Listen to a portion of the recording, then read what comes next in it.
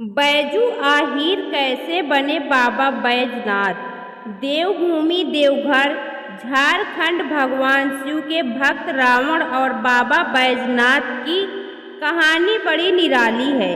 पौराणिक कथा के अनुसार दशानन रावण भगवान शंकर को प्रसन्न करने के लिए हिमालय पर तप कर रहा था। वह एक एक करके अपने सिर काटकर शिवलिंग पर चढ़ा रहा था। 9 सिर चढ़ाने के बाद जब रावण 10वां सिर काटने वाला था तो भोलेनाथ ने प्रसन्न होकर उसे दर्शन दिए और उससे वर मांगने को कहा। तब रावण ने कामना लिंग को ही लंका ले जाने का वरदान मांग लिया। रावण के पास सोने की लंका के अलावा तीनों लोकों में शासन करने की शक्ति तो थी ही, साथ ही उसने कई देवता, यक्ष और गंधर्वों को कैद करके भी लंका में रखा हुआ था। इस वजह से रावण ने ये इच्छा जताई कि भगवान शिव कैलाश को छोड़कर लंका में रहें। महादेव ने उसकी इस मनोकामना को पूरा तो किया, पर साथ ही एक शर्त भी रखी। उन्होंने कहा कि अगर तुमने शिवलिंग को रास्ते में कहीं भी रखा तो मैं फिर से वहीं रह जाऊंगा और नहीं उठूंगा। रावण ने शर्त मान ली। इधर भगवान शिव की कैलाश छोड़ने की बात सुनते ही सभी देवता चिंतित हो गए। इस समस्या के समाधान के लिए सभी भगवान विष्णु के पास गए। तब श्री हरि ने लीला रची। भगवान विष्णु ने वरुण देव को आचमन के जरिए रावण के पेट में घुसने को कहा।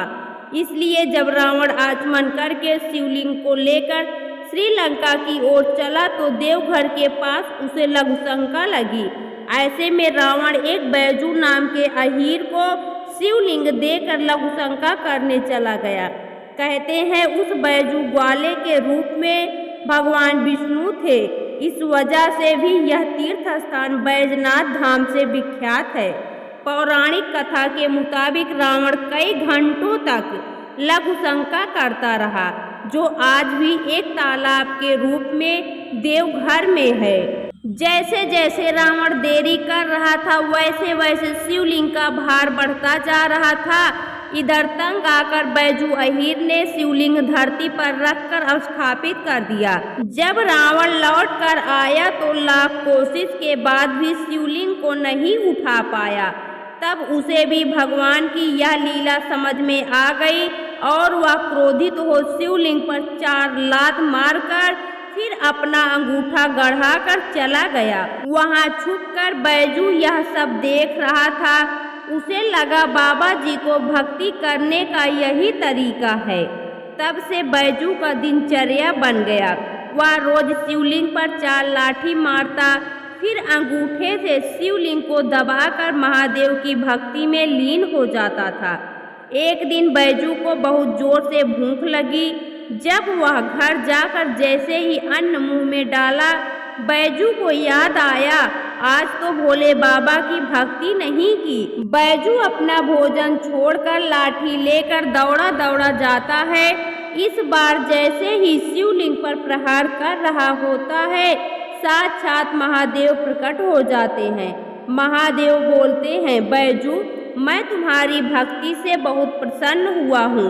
बैजू महादेव को देखकर उनके चरणों में गिर जाता है और बोलता है, महादेव मैंने रावण को देखा था, ऐसा करते तो मुझे लगा ऐसी ही आपकी भक्ति की जाती है। महादेव बैजू को गले लगाते हुए बोलते हैं, बैजू तुमने दिल से मेरी भक्ति की है। आज से दुनिया तुम्हें मेरा सबसे बड़ा भक्त के नाम से जानेगी। मेरे नाम से पहले तुम्हारा नाम लिया जाएगा और यह स्थान बाबा बैजनाथ धाम के नाम से प्रसिद्ध होगा। जो भी भक्त सच्चे दिल से यहाँ आकर पूजा करेगा उसकी हर मनोकामनाएं पूरी होंगी। उसके बाद ब्रह्मा विष्णु आदि देवताओं ने आकर उस शिवलिंग की पूजा की।